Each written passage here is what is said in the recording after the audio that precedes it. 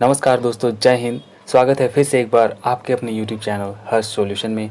दोस्तों, आज हम लोग देखेंगे हिंदी से संबंधित सर्वनाम, और ये आपके आगामी जेएसएससी सीजीएल के एग्ज़ाम के दृष्टिकोण से काफ़ी खास है दोस्तों। ये पेपर 1 में आपसे इससे संबंधित प्रश्न बन सकते हैं।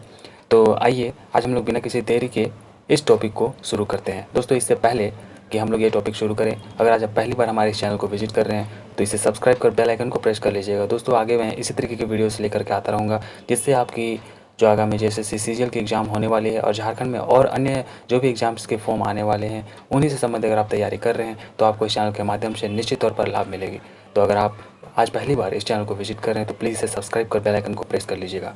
तो आइए दोस्तों, देखते हैं आज का ये टॉपिक, और इसको पूरा करने के पश्चात दोस्तों हम लोग इससे जो भी संबंधित एमसीक्यूज़ बन सकते हैं तो वो भी करेंगे, और इससे आपकी कंप्लीट रिवीजन हो जाएगी। तो आइए शुरू करते हैं आज के इस टॉपिक को। देखिए दोस्तों, आप में से कईयों ने सर्वनाम पहले भी पढ़ा होगा, लेकिन फिर भी हम लोग भूल जाते हैं समय के साथ। तो आइए आज इसको एक छोटी सी रिवीजन के तौर पर हम लोग देखते हैं, और इससे जो भी प्रश्न बनेंगे उसको हम लोग आगे करेंगे, ठीक है। तो देखिए, सर्वनाम किसे कहते हैं दोस्तों? जो शब्द किसी संज्ञा के स्थान पर प्रयोग में आते हैं उन्हें सर्वनाम कहते हैं, ठीक है। इसका सीधा सा अर्थ है, जैसे कि आप किसी का नाम ना लेकर के उसके जगह पर वह, यह, ये, वो आदि का यूज़ करते हैं तो उसी को ही सर्वनाम कहते हैं। जैसे कि देख लीजिए, मेरा नाम रमेश है, ठीक है। मैं एक सिपाही हूँ। इस वाक्य में मैं शब्द जो है रमेश के लिए आया है। क्या है दोस्तों? मैं जो है ये रमेश के लिए आया है, ठीक है।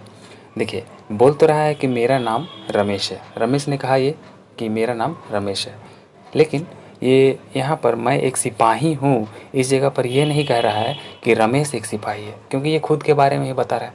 तो रमेश खुद को ही अपने ही नाम लेकर के नहीं बोल सकता है। वो बोलेगा कि मैं, है ना। वो जैसे कि बोलूँगा कि देखिए, वो क्या यहाँ पर कहना चाह रहा है कि मेरा नाम रमेश है और रमेश एक सिपाही है। तो ऐसा तो नहीं ना बोलेगा कोई दोस्तों, वो सीधा सा बोलेगा कि मेरा नाम रमेश है और मैं एक सिपाही हूँ। तो वही जो संज्ञा के स्थान पर जो शब्द का यूज़ हम लोग करते हैं, प्रयोग करते हैं, उसी को ही सर्वनाम कहते हैं। ये आपको अच्छी तरीके से पता होगा, ठीक है। देखिए, अब इससे संबंधित जो है कई सारे इसके प्रकार होते हैं, तो आइए उनको भी हम लोग देख लेते हैं। देखिए, संज्ञा की जगह आने वाले शब्द को ही सर्वनाम कहते हैं, और संस्कृत में सर्व का अर्थ तो सभी होता है, और इस प्रकार सर्वनाम का अर्थ है सभी का नाम, ठीक है, सभी का नाम। परंतु प्रसंगवश उसका अर्थ है संज्ञा की जगह पर उपयोग में आने वाला शब्द, ठीक है दोस्तों।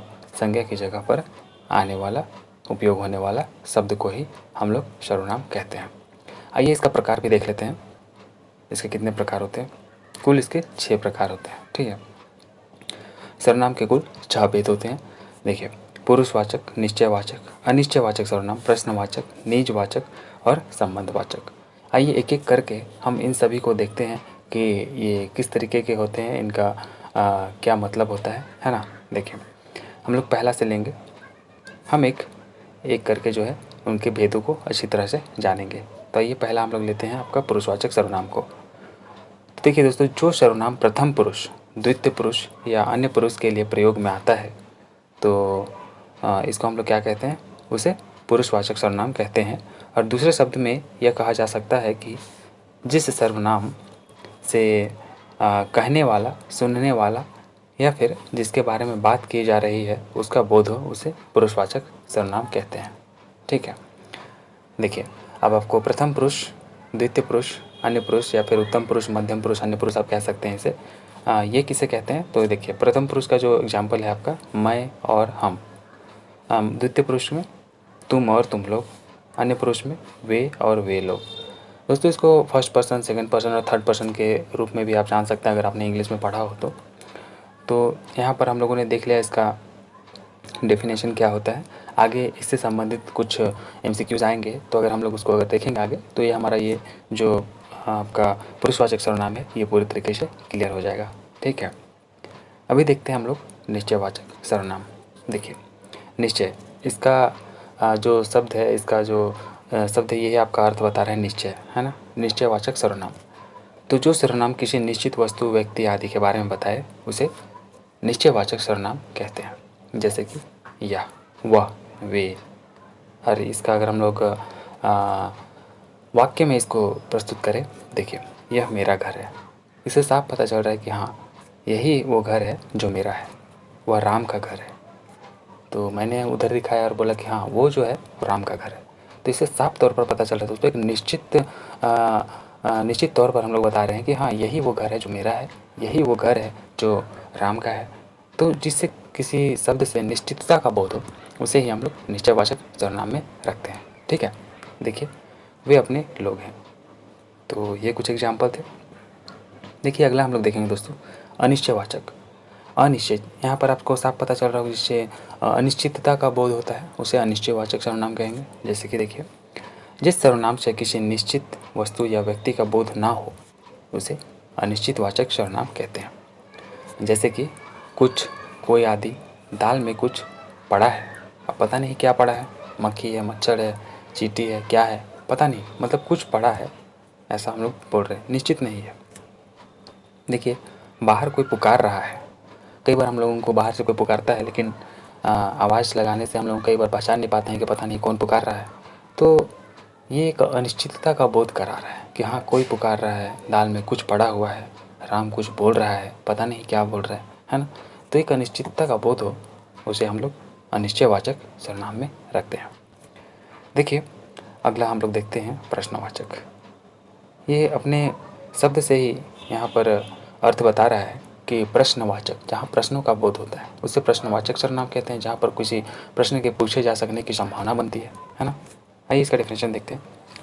जिस सर्वनाम शब्द का प्रयोग प्रश्न पूछने के लिए किया जाता है, वे प्रश्नवाचक सर्वनाम कहलाते हैं। ठीक है, जैसे क्या, कौन, कहाँ, कैसे। तो ये जितने भी शब्द हैं दोस्तों, इनसे प्रश्न पूछे जा सकने की हम लोग यहाँ पर संभावना देखते हैं। जैसे कि मोहन कहाँ से आ रहा है, कहाँ, है ना। तो देखिए, कहाँ, तो कहाँ से आ रहा है, तो ये आपका एक प्रश्नवाचक जो वाक्य है ये बन रहा है। अनिल क्या खरीद कर लाया है, ठीक है, कौन बोल रहा है, ये सब आपका प्रश्न पूछा जा रहा है। ठीक है, तो इसलिए इसको प्रश्नवाचक सर्वनाम के अंतर्गत रखा जाता है। आइए देखते हैं अगला, निजवाचक। निजवाचक दोस्तों, जिस सर्वनाम से अपने आप, स्वयं, खुद या आप ही का बोध हो, उसे निजवाचक जो है सर्वनाम कहते हैं। अब आइए इसका एग्जाम्पल देखते हैं। जैसे कि दरवाज़ा अपने आप खुल गया, मैं खुद चला जाऊंगा, बच्चे अपना काम जो है खुद कर लेंगे।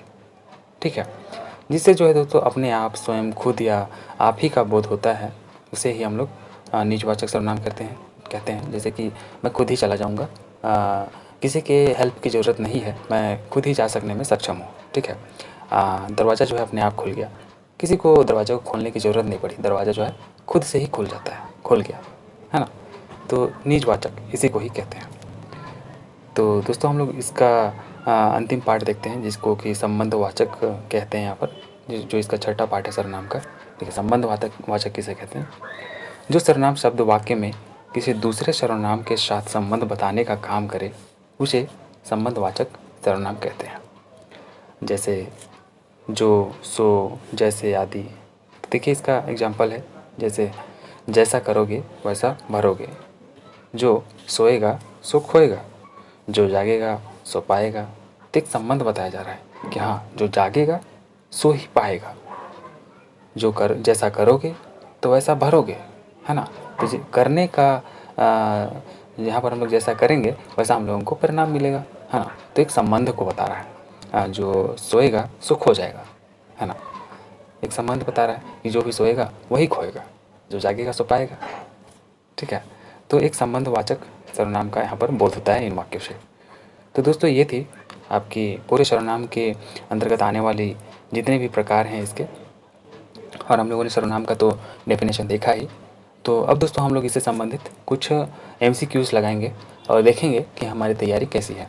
ठीक है, तो आइए देखते हैं इससे संबंधित कुछ MCQs, कुछ बहुविकल्पीय प्रश्न, और आइए जांचते हैं अपनी तैयारी कि हम लोगों ने जो पढ़ा है वो हम लोग कितना सीखे हैं उसको। ठीक है, देखिए दोस्तों यहाँ पर देखिए, निश्चयवाचक। अभी हम लोगों ने देखा निश्चयवाचक, जिससे किसी निश्चितता का बोध होता है, उसे ही निश्चयवाचक सर्वनाम कहते हैं। तो आपको यहाँ पर बताना है कि यहाँ पर निश्चयवाचक सर्वनाम जो है कौन से होते हैं। कहने और सुनने वाले के लिए प्रयुक्त सर्वनाम को। एक संज्ञा एक सर्वनाम का दूसरी संज्ञा या सर्वनाम से संबंध ज्ञात करने वाला सर्वनाम। किसी निश्चित वस्तु, व्यक्ति या स्थान के लिए प्रयुक्त सर्वनाम, या फिर इनमें से कोई भी नहीं। तो बिल्कुल सही, किसी निश्चित वस्तु, व्यक्ति या फिर स्थान के लिए प्रयुक्त होने वाले सर्वनाम को ही निश्चयवाचक सर्वनाम कहते हैं। अभी हम लोगों ने देखा था कि यह राम का घर है, या मोहन का घर है, या श्याम का घर है, या मेरा घर है। तो एक निश्चितता का बोध हो रहा था, है ना।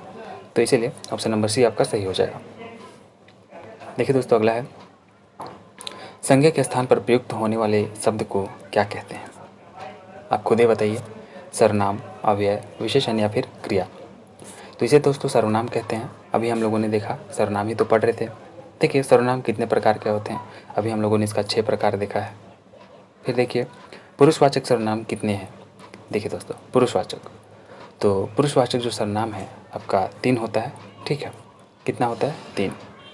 अगला है, देखिए यहाँ पर बोलने वाले के लिए जिस सर्वनाम का प्रयोग होता है उन्हें क्या कहते हैं।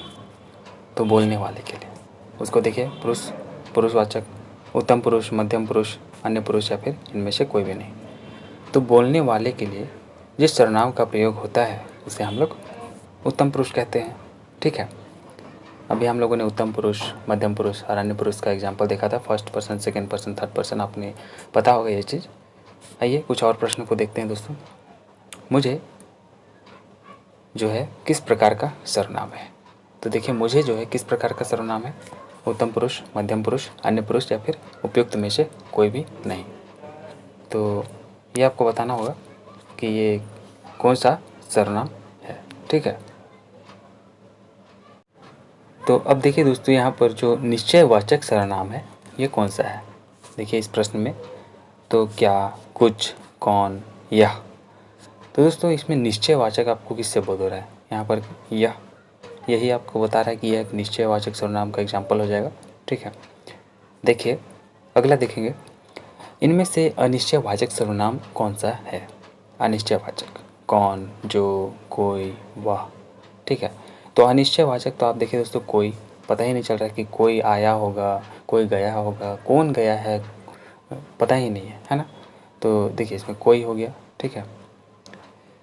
अगला है, निम्नलिखित वाक्य में जो है किस वाक्य में जो है सर्वनाम का अशुद्ध प्रयोग हुआ है। तो आपको बताना है, वह स्वयं यहाँ नहीं आना चाहती, ठीक है। अगला है, आपके आग्रह पर मैं दिल्ली जा सकता हूँ, मैं तेरे को एक घड़ी दूंगा।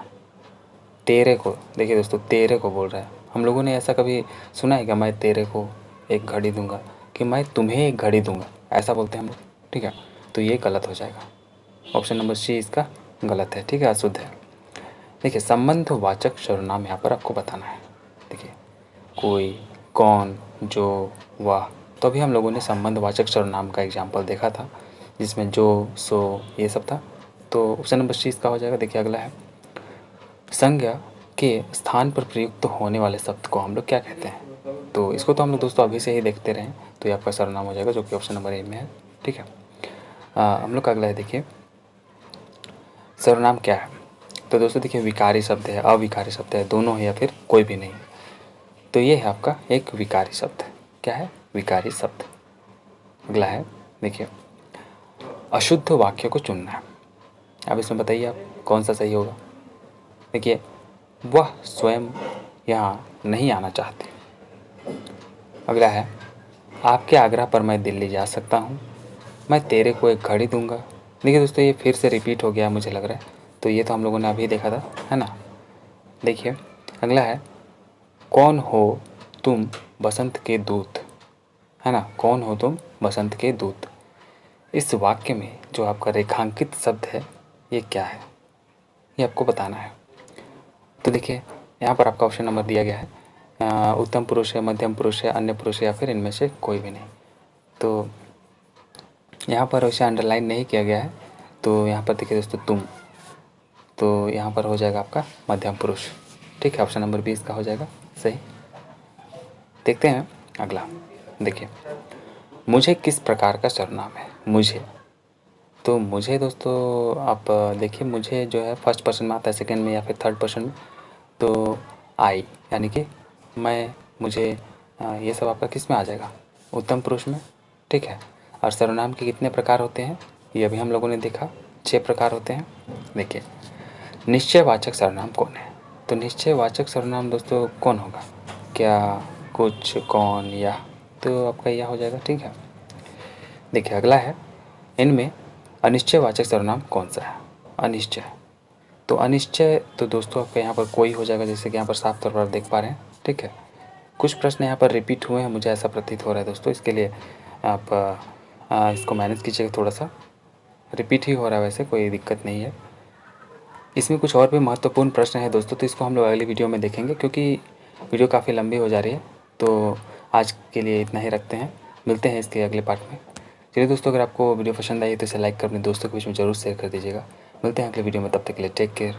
जय हिंद, जय भारत, जोहार।